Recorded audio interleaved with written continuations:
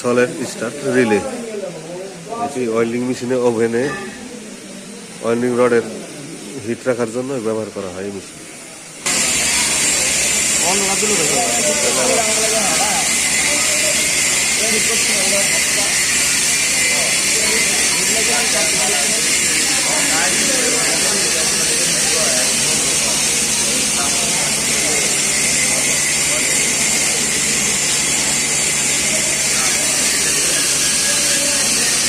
এটা হচ্ছে সাইড না,